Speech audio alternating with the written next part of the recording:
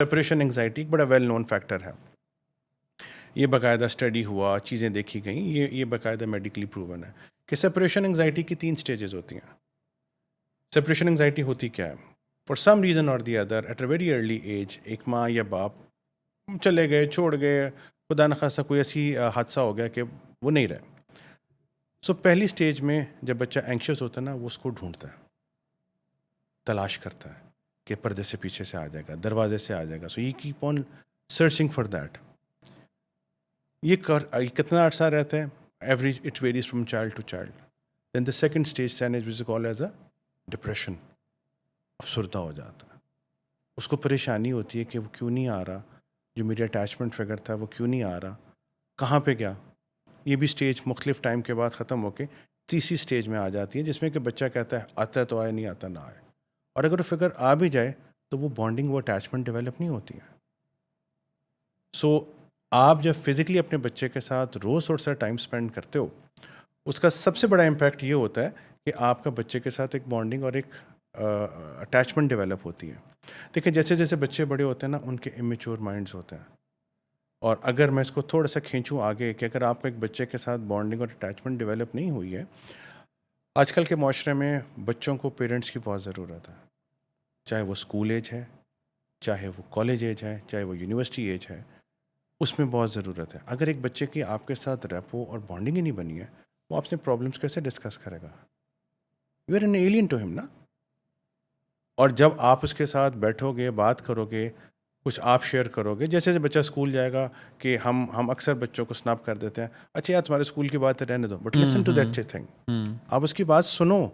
اور اگر نہیں سنتے تو اس کے بعد بچے پہ, اس کی ہیلتھ پہ, اس کے برین پہ کیا امپیکٹ پڑتا ہے؟ I mean I want to know that کہ اس کا کیا بیہیویئرل چینجز آتے ہیں, کیا اس کی تھنکنگ میں فرق پڑتا ہے, مینس کیا اس کی میڈیکلی اس کی کنڈیشن پہ کیا فرق پڑتا ہے, مینٹلی؟ دیکھو مینٹلی جو اس کا ایشو آتا ہے وہ مینٹل ہیلتھ کو افیکٹ کرتا ہے. اب ایک پرابلم ہے, فار ایگزامپل آپ بچے نے پرابلم بتائی, آج میں جب اسکول گیا تو اس لڑکے نے مجھے پیچھے سے کک کیا, ڈیڈی مجھے بہت درد ہوئی. آپ کا اس میں آنسر کیا ہونا چاہیے؟ اوہ بیٹا اس نے کیا, کیوں کیا ایسے؟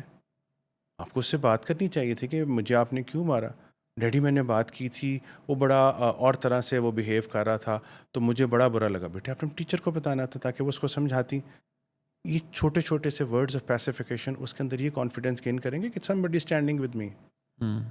اور کل کو جب اس سے بڑے تھپیڑوں میں جائے گا تو ہی ول بی دیر. دیکھیں بچوں کی ایج کے مطابق, فار ایگزامپل اگر میرا بیٹا 10 سال کا ہے اور میرے پاس اس 10 سال اور اپنی ایج کا ایکسپیرینس ہے, اس کے پاس صرف 10 سال کا ایکسپیرینس ہے. سو میرے لیے ایز اے پیرنٹ یہ بہت ضروری ہے کہ میں نے اس کو گھون نہیں بنانا, میں نے اس کو سمجھانا ہے کہ بیٹا یہ ایسے نہیں ایسے ہے, یہ زندگی میں اس طرح کی چیزیں, چھوٹی چھوٹی چیزیں, going back to his mental age. اور اگر ہم اس کو یہ کہیں گے اچھا یار کوئی بات نہیں, ایسا ہوتا ہے تو میرے ساتھ بھی ہوتا, چلو جاؤ کوئی بات نہیں ایسا, what is the impact is going to have? Who is there to help him out? He will get obviously frustrated. He will feel کہ میں شاید اکیلا ہوں, کچھ سننے والا نہیں ہے, کچھ اس کی کاؤنسلنگ بہت ضروری ہے, اس کے بہت ضروری ہے چھوٹی چھوٹی چیزوں میں. ضروری نہیں کہ آپ بہت بڑی بڑی چیزوں پہ کاؤنسلنگ کریں کہ جی. اور پھر اس کے بعد ہمارا انفارچونیٹلی ایک اس طرح کا بھی کچھ سینیریو بن گیا ہوا ہے کہ ہم جب ہیلپ آؤٹ نہیں کرتے بچوں کو تو پھر they find this help and assistance with somebody they trust. اب وہ ٹرسٹ ان کے اسکول کا کوئی دوست بھی ہو سکتا ہے, کوئی سینئر بھی ہو سکتا ہے, اور پھر اس نے تو اپنی مینٹل کیپیسٹی سے بتانا نا. So now where the problem begins.